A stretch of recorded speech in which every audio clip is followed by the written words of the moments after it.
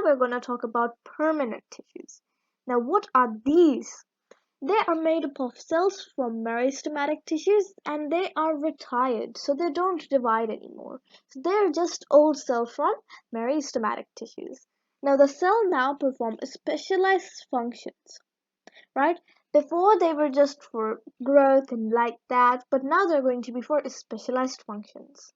Protective and supporting. There are three types of permanent tissues, which is protective, supportive, and conductive tissues. We're going to go into the depth of it after just these bullet points, but then till then, just know that there are. Oh no.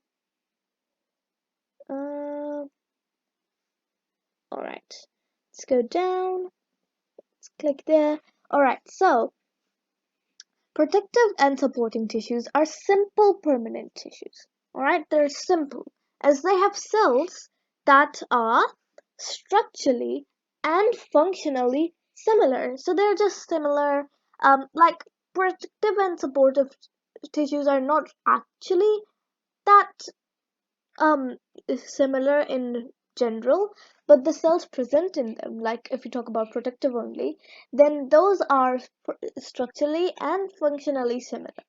While in supportive, the same happens, but if you talk about both of them, they're two different things, alright? Don't make different sense of it. Conducting tissues is a complex tissue. This is the third type of tissue, and it is a complex permanent tissue, as they are made of two or more types of specialized cells that perform a common function. Meaning before they had simple cells and they did similar functions, but here they have specialized cells that do different functions that add up as a big common function. Alright? Now, three types. Protective tissues. Protective tissues form an outer covering called epidermis. Epidermis of your skin.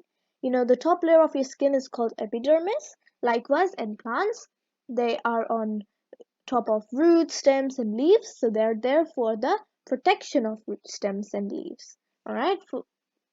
So basically, they have thick cell walls, so they can protect nicely.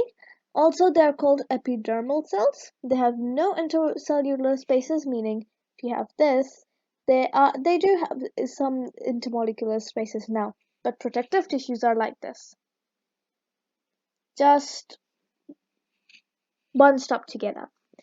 The epidermis of leaves make a waxy coating on top of them to make them waterproof. All right, some easy stuff right there.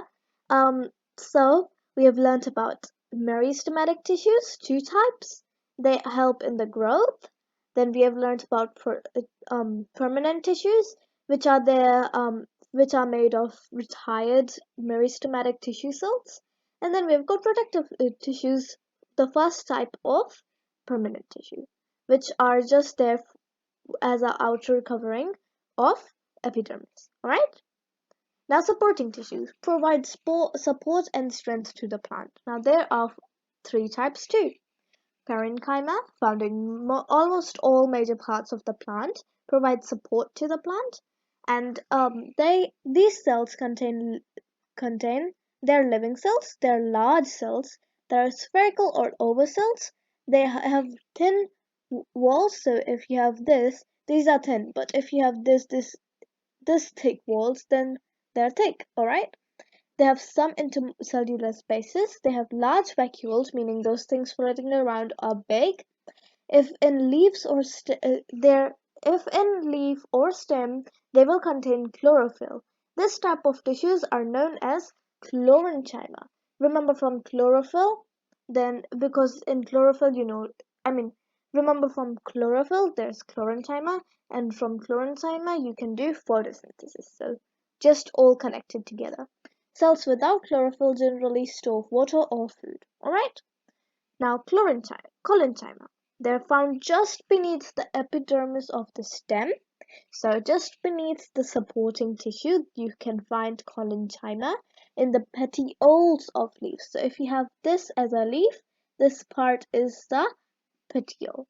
They provide support to the plant, and cells of this type have a living protoplasm. They are oval or polygonal. They have no intercellular spaces. Alright, let's move on.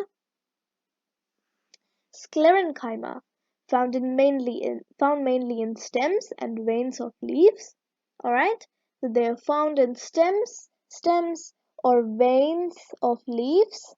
Alright, provides mechanical support. So this one provides mechanical support. Those one were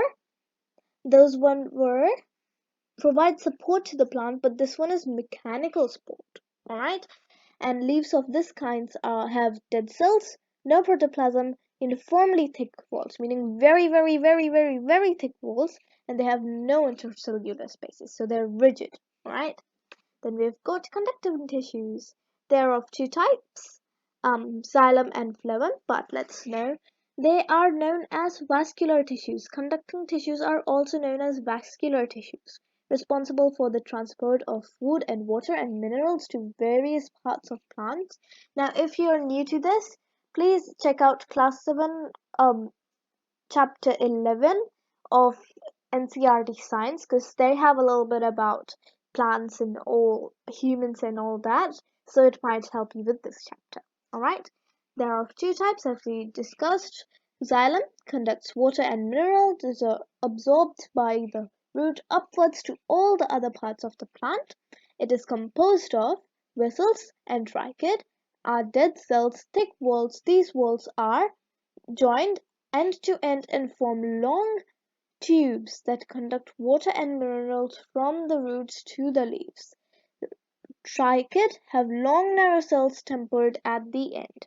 Alright. Fibers have dead cells, provide strength to the tissue. So they're just for the strength of the tissue. Alright. Then we've got xylem parenchyma. Here, this is the living part. This is the only living part of the whole xylem, and it conducts water and stores food. Alright, then we've got phloem, carries the food prepared by the leaves to all the other parts of the plant present in the stem and midrib of the leaves. All the following cells are living. So all of the parts of phloem are living.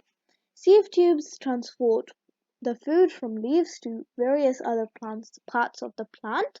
They are elongated cells which are joined end to end and have pores on their end. Similar to xylem fibers, phloem fibers also provide strength to the tissue, and phloem parenchyma has a specialized cell called companion cells that are closely associated with the sieve tubes. So that's it for this video. I'll be coming back with a new part. Till then, take care and bye-bye.